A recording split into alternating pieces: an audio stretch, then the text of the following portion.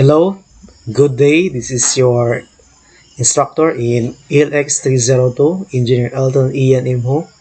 Now we're going to discuss about Module 2. Our topic would be robotic arm geometry and types of robots. So first that we're going to discuss is before that, no, our objectives number 1 in this module is you will be able to identify the different robotic arm geometry. And the second objective is you will be able to categorize the different types of robots into its purposes. And the last objectives is you're going to conceptualize what type of robots you are going to design according to your needs. So, yung mga panginahanglan. Okay. And first is the robotic arm geometry. There could be a type, maybe four types, So first type of a robotic arm geometry is the rectangular, or it is another term is Cartesian, or another term also is gantry robot or robotic arm. Okay, so a Cartesian robot can be defined as an industrial robot whose three principal axes of control are linear and are at the right angles to each other. Using the rigid structure, this one, they can carry high payloads. Okay, they can perform some functions such as pick and place, loading and unloading, material handling, and so on. So Cartesian robots are also called as gantry robots, as their horizontal member supports both the ends. So example, this one are called as the gantry robotic arm. So ang yang movement sa kanisya is along sa y-axis, that is forward or backward, forward, backward, and this one, ang yang movement is along the y-axis, so from left to right. Then and sa kanisya, ang yang movement also is along with the x-axis, or upward and downward. So muna gitawag siya og linear, because ang yang movement is naka-straight line lang siya, and ga-follow siya sa ato ang gitawag nga axis, sa ato ang gitawag nato three-dimensional, we have the x, the y, and the z. Okay, so the next type of robotic arm is the cylindrical robot arms. Okay, the cylindrical robot has a rotary joint along the joint axis for rotation movement and a prismatic joint for linear motion.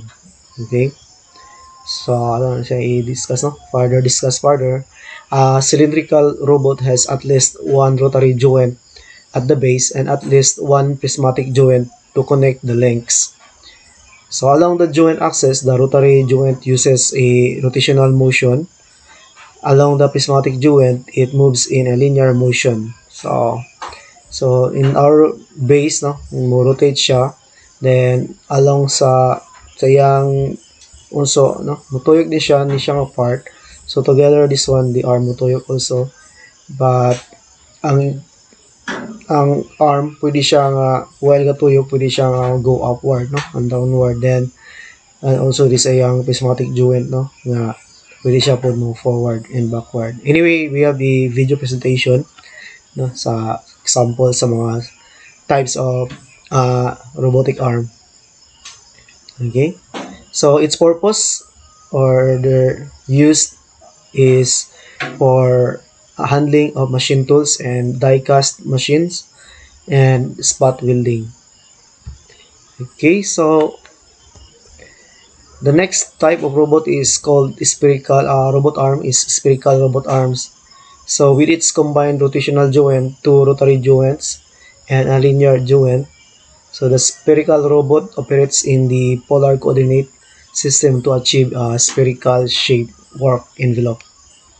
Sa this one, no, ang yang movement, no, sa ato ang spherical nga robot arm. So these are also known as a polar robots. The arm is connected to the base with a twisting joint and has a combination of two rotary joints and one linear joint. So, dua ka rotary, no? And this one, move na siya. And this one is forward lang, no? And backward. So, the axis of the combined joints form a polar coordinate system and operate within a spherical shape, no?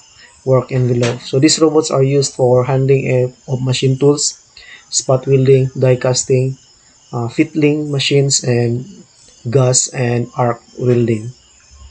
Okay, next is the last type of robotic arm is the jointed spherical robot arm, or the SCARA. So the jointed spherical robot is a more specialized spherical robot. It is also called an articulated arm robot by some manufacturers. So one of the early articulated arm robots was called selective compliance, no? Assembly robotic arm, the SCARA robot. So the base allows the robot to rotate or swivel in approximately 300 degrees, no, of rotation, angle of rotation. So the waist allows the robot to bow or bend at the waist like a human, no? So hindi siya pareha siya, no, sa ato. So this provides the motion needed to reach points that are on the floor. So the upper arm is similar to the human upper arm, where the arm is attached to the shoulder. So this axis allows the robot to reach upward and combine with the waist to reach low points in the work envelope. Okay, so the pitch, roll, and yaw movements of the robot rest allow the robot to manipulate, no, small tools or grippers into very small work spaces, providing movements similar to the human rest. Okay, so this is the structure of our SCARA, or jointed spherical robot arm. Okay, there could be this one will rotate, no? This one also will rotate. Then this one will rotate also, and this one will rotate also, and there could be a possibility, no, nga kani siya pod mo rotate mo siya, no, mutoyo. So like this one, the 6-axis or the joint axis or the jointed, no, spherical. So these are the site, no, sa YouTube nga atong gamiton for sa kani siya nga atong reference nga topic. Okay, so then after that one, we have the types of robots. So before going further sa types of robots, ato sa to i-play, no, ang video sa ato ang sa sample, so sa ato ang robotics, no, robotics technology. So we have here module 3, module 2. Okay, so these are the video, no, that I'm going to present sa inyo, ha. There are four main types of robotic arm geometry: rectangular, cylindrical, spherical, and jointed spherical. Robots with rectangular arm geometry use Cartesian coordinates and move linearly along each of the X, Y, and Z axes. This type of movement is also called 3P geometry, where the P stands for prismatic or linear motion. This type of geometry is most commonly used with pick-and-place or large overhead-mounted robots. Rectangular arm geometry robots can only move linearly in each direction. An overhead crane robot is a good example of this type of motion. It can move forward and backward, left and right, and up and down. Robotic arms that use Cartesian coordinate geometry generate a rectangular work envelope. Rectangular robotic arms have the simplest geometry and control system and are typically used in material handling operations. Cylindrical arm geometry robots move linearly in two directions and rotate in one other. Since this type of robotic arm moves in two separate prismatic or linear directions and rotates in one direction, it's given the designation of R2P, where the R stands for rotational. This type of robotic arm is most often used in machine tending, assembly, material handling, and palletizing operations. Robotic arms with cylindrical geometry move linearly in two directions. Vertical linear motion is called stroke. Horizontal linear motion is called reach. And rotational motion is called swing. Cylindrical geometry robots have a cylindrical work envelope. The advantages of this type of work envelope is a robotic arm reach that is deep at both the top and bottom of the stroke.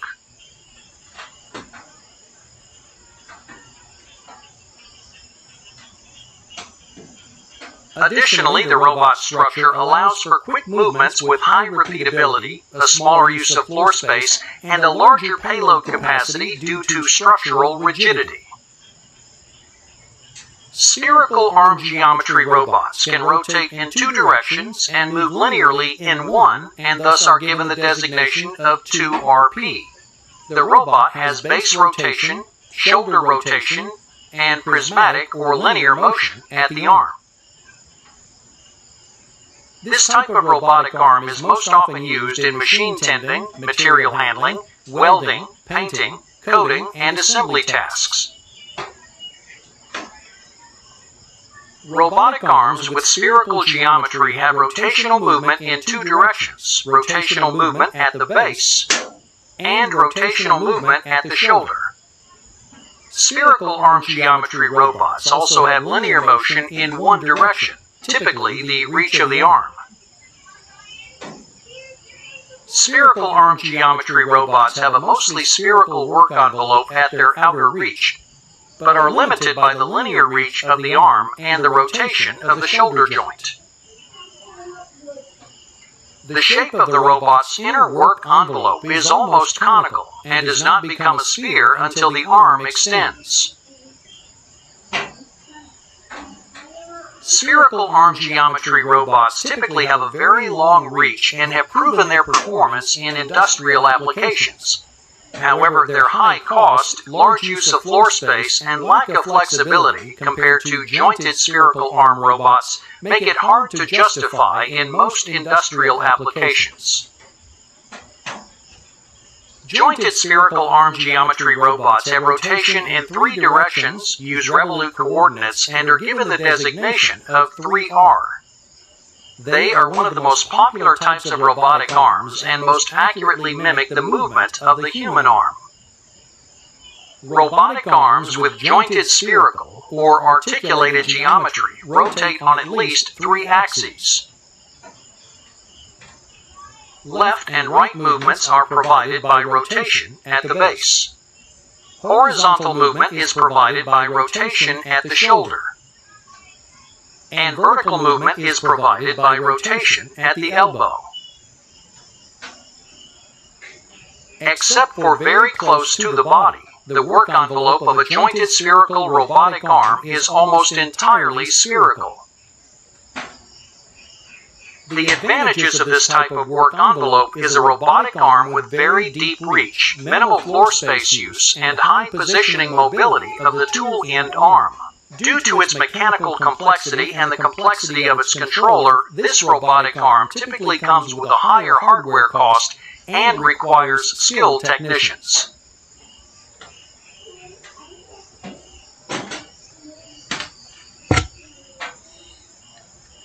Okay, so that is for sa katong types of robotic arms.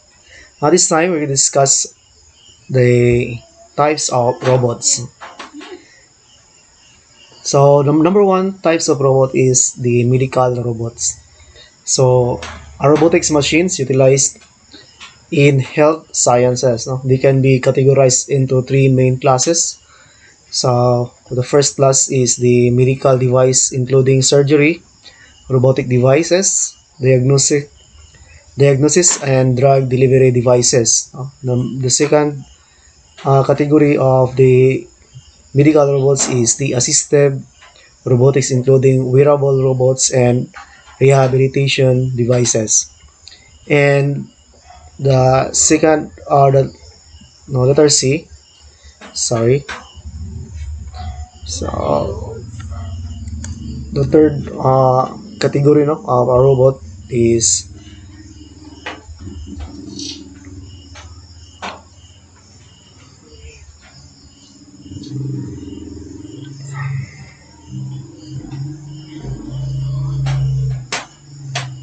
oh sorry.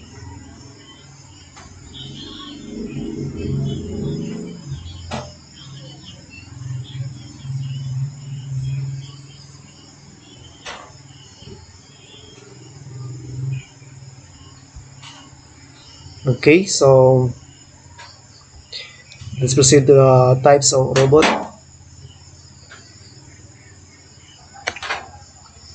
So the third categories of our robot, medical robots, are the robots mimicking the human body, no? Including prostheses, artificial organs, and body part simulators. So pwede siya mo surgery na sa ato ang lawas. This is the example, no, sa ato ang uh, robot, no, na naa sa ato ang medical. Then the next type of robot is the chef robot, no?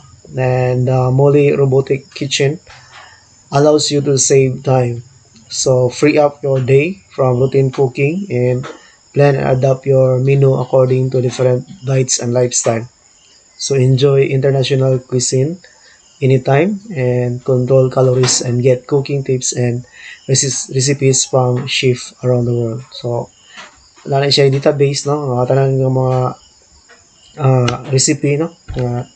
World class naka-store sa iyang database. Then nakapo na siya mga tawag nito mga ining mga panakot, no? Tanan na mga panakot na siya mga eggs na siya, no? So muna siya sa kitchen na tanan ng mga lutoonon, no? Vegetables, mga seasoning, tanan, no? Na siya nakakuan. So iyang button is iya lang i-select kung sa imong menu gi-select sa iyang so tuwagan is iyang um, menu guide, no, na siya mga button dito pilion nimo sa menu imong ipaluto, no. Sample ugma mga pagka alas 7 mo ni siya nga sudan imo ang ganan kanon. So pagka ugma na, no, since naka-program na siya dito, then iya na mo na siya nga kuan sample kari-kari. So tanan, no, iya na i-prepare, no, na dito pangkuha na niya ang mga parts, no, nga mahimo siya og kari-kari. So of course, no, tanan ng mga mga meats, mga kuan na pa siya dito. Tanan, no, ng mga pinanglan na siya naka-store sa imong kitchen. So man siya gitawag og chef robot. Then the next is number 3 is the construction robot, no. So ang magama sa imong balay is the robot na, no? Wala na ang tao is only to operate, no, kung say may tabo, no, kung say buhaton sa imong robot. Example kani, no, gataod siya og ceiling, no, or kaning bubungan sa ato ang balay or sa tawag nato sa building. So construction robots may be involved in a specific task such as bricklaying, painting, loading, and bulldozing. So these robots help to protect workers from a hazardous working environment, reduce workplace injuries, and address labor shortage. Okay, so number 4 is the military robot or the war robot. So military robots are autonomous robots. So when we say autonomous is automatic siya, no? Controlled lang siya sa may camera, no? May camera na naka-wifi ni siya or naka-GPS So ang control ani niya sa iyang movement, no, na lang sa military base. Yeah, pwede siya nato ano paron using this drone or kaning small tank, no, nga naa siya weapons. Wag tuon lang siya dito sa sa other sa enemy, no, sa military. Then pwede siya mo attack without human or without soldier. So remote controlled mobile robots designed for military applications. So from transport to search and rescue and attack. So some such systems are currently in use and many are under development. Okay, so number 5 is the agricultural robot. So an agricultural robot is a robot developed or deployed for agricultural purposes. So the main area of application of robots in agriculture today is at the harvesting stage. So emerging applications of robots or drones in agriculture include weed control, cloud seeding, planting seeds, harvesting, environmental monitoring, and soil analysis.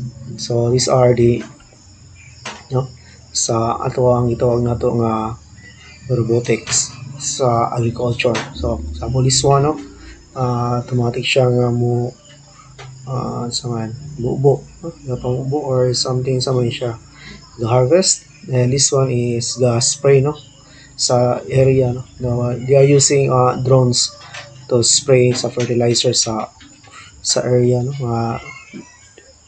imposible na kayo siya nga buhaton sa tao, no, because dako kayo ang area. So kung magtawo ang imong kuan, no, gamiton, so you need more workers, no, to then mugasto pa ka. And for this one, no, of course mahal ang drones pero pila ka years, no, mabawi ra siya nato ang uh, expenses. So next is the manufacturing robot, aning kuan sa production. So manufacturing robots automate repetitive tasks, reduce margins of error to negligible rates, and enable human workers to focus on more productive areas as of the operation. So robot use in manufacturing fill numerous roles. So fully autonomous robots in manufacturing are commonly needed for high volume, repetitive processes, where the speed, accuracy, and durability of a robot offers unparalleled advantages. Okay, other manufacturing automation solutions include robots used to help people with more intricate tasks. The robot executes components of the process such as lifting, okay, holding, and also moving heavy pieces. Okay, the number 7 types of robots is called the transport or mobile robot, no, since kani siya murag demand kay siya today, no, nga natay pandemic, so bawal ang face to face nga pag hand in sa ato mga needs. So that is why naitawag nato og transport or mobile robot, no, nga mo deliver lang sa imong na gi-order, no. Okay, so mobile robots have the capability to move around in their environment and are not fixed to one physical location. So mobile robots can be automatic siya, autonomous mobile robot, which means they are capable of navigating and uncontrolled, no, environment. Example, motabok kag suba. So you are going to use drone, no, para dito lang sa air, no, or sa hangin lang niya siya moagi. Then alternatively, mobile robots can rely guidance devices that allow them to travel a predefined navigation route in relatively controlled space. So muna siya mga advantages po, no, sa ato ang ito ang mobile robot or transport. Okay, so these are the site, no, sa ato ang tutorial nga i-show nato karon about sa robotics. So ato i-play sa ang video, no, bahin sa types of robots. Okay, this one is the different types of robots.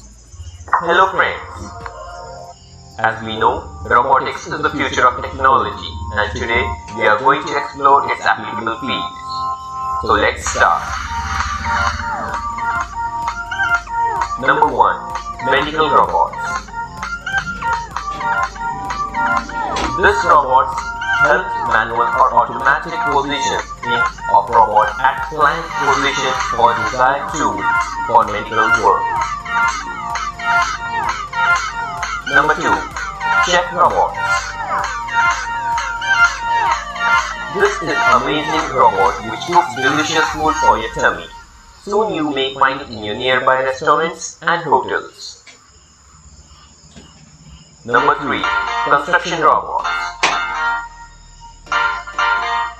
Robots in construction make the life easy for the workers. They make the building structure so much perfect that even skilled workers cannot meet them. Number 4. War robots. This little war machine can change the game when used with AI and machine learning. Number 5. Agriculture. This robot helps the farmer to plant and water them. They keep the detailed analysis of plant and other information related to farming.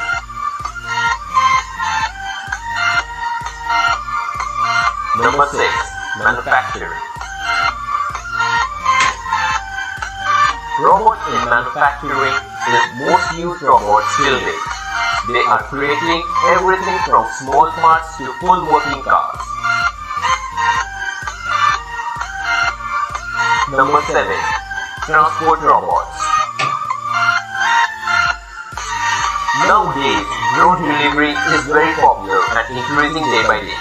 Drone is a type of flying robot. Soon humans will travel using drone also.